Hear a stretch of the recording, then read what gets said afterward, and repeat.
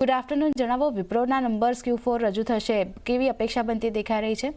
જી good afternoon. તો વિપ્રોના Q4ના results અનુમાન પર નજર કરીએ તો ક્યુ ઓન ક્યુ બેસિસ પર Q4માં CC રેવન્યુ 0.5% ઘટવાના અનુમાન છે.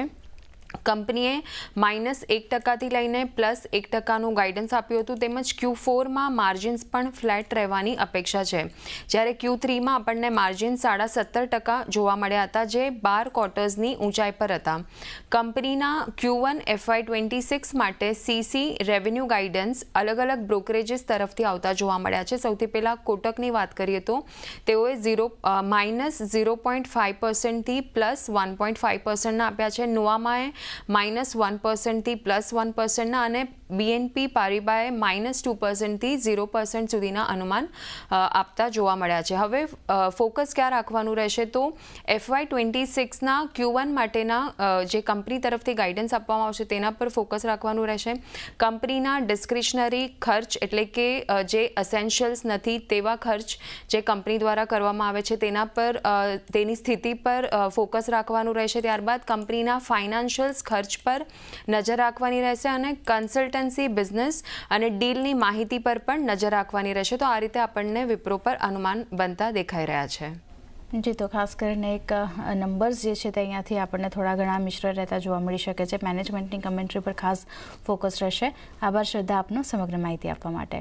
તો જે રીતે જોઈ રહ્યા છે, ખાસ કરીને આવક ઘટવાની અપેક્ષા બનતી દેખાઈ રહી છે. ગાઈડન્સ જે છે CC ગ્રોથ ગાઈડન્સ 1થી -1થી લઈને +1ની વચ્ચે રહેતું દેખાઈ રહ્યું છે.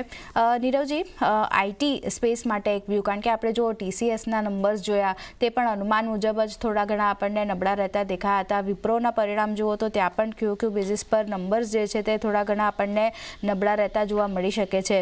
આ સ્પેસ માટે કઈ રીતે, કારણ કે ફ્રન્ટલાઇન IT કંપનીઓ પર હવે ધ્યાન રાખવું અત્યારના વેલ્યુએશનને ધ્યાનમાં રાખીને અને કંપનીની સ્થિતિને ધ્યાનમાં રાખીને, કારણ કે યુએસમાં જે રીતે મંદીનો ડર આવતો દેખાઈ રહ્યો છે, IT કંપનીઓ થોડી ઘણી હજી પણ સફર કરતી જોવા મળી શકે છે.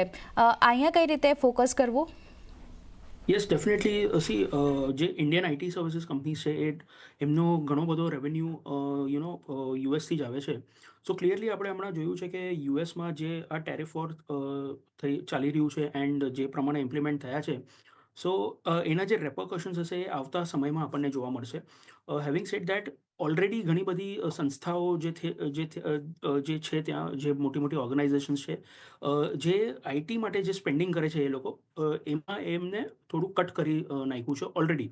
સો ફ્રોમ દેટ પર્સપેક્ટિવ એક ક્લિયર આપણને વ્યૂ જોવા મળી શકે છે કે they are not very much gung ho about the overall IT spending.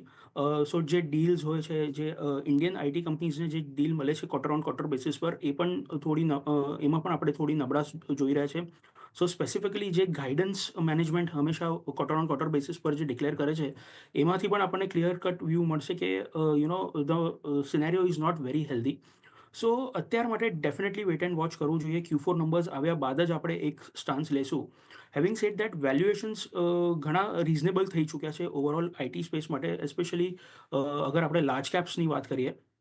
But અમુક ટાઈમે એવું હોય છે કે જ્યારે વેલ્યુએશન્સ બહુ જ સસ્તા થઈ જાય છે, એનો એ કારણ હોય છે કે the things are not in favour of that particular space, એટલા વેલ્યુએશન સસ્તા છે. સો દેટ ડઝન્ટ મીન કે સસ્તું છે એટલે આપણે લઈ લઈએ. So definitely wait and watch કરીએ.